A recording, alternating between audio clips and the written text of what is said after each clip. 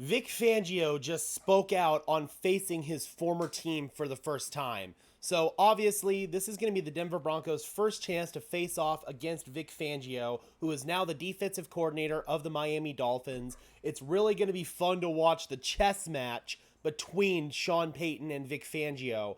Fangio is downplaying his first time facing against his former team, saying that he's not taking it personal, according to this article here from Pro Football Talk.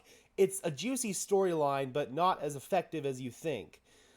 Fangio was asked if he has any desire to get revenge on the Broncos after they fired him after 3 seasons in. Fangio definitely had his own faults as the head coach of the Denver Broncos, but the argument could also be made that he never really had the quarterback to be successful. I mean, I personally feel like the Denver Broncos undid themselves during the Vic Fangio era. But at the end of the day, Fangio isn't taking this personal, or at least he says he isn't taking it personal.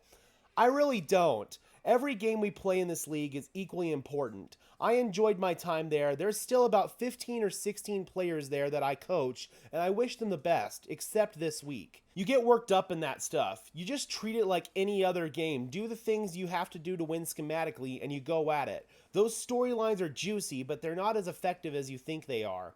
I personally feel like Fangio is downplaying this a little bit.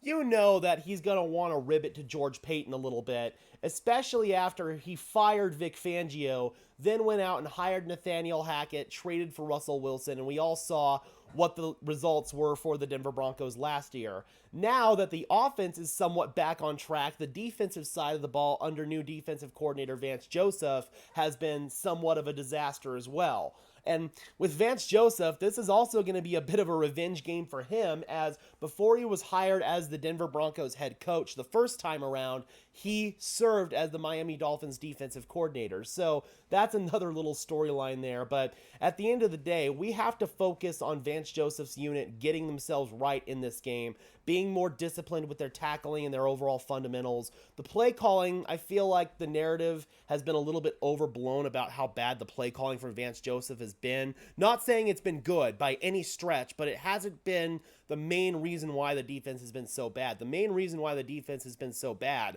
is just the overall lack of talent and personnel. And with Vic Fangio, he is kind of probably laughing a little bit at the Denver Broncos situation that they currently find themselves in defensively. But at the end of the day, man, it's going to be cool to see Sean Payton go against Vic Fangio. And just like this article said here, Miami let up 34 points and 433 yards, including 233 yards rushing against the Chargers in week 1.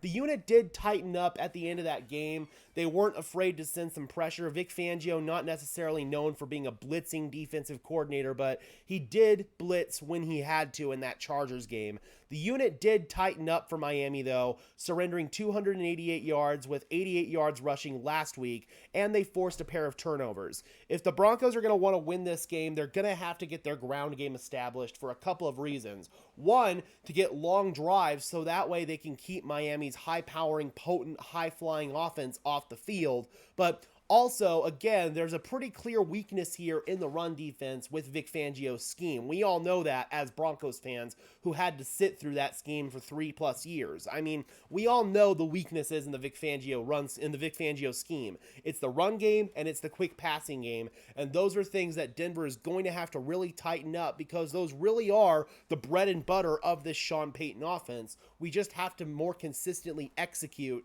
than we did in week 2 against the Washington Commanders, as well as week 1 against the Raiders, quite frankly. But it's going to be really fun to watch this matchup.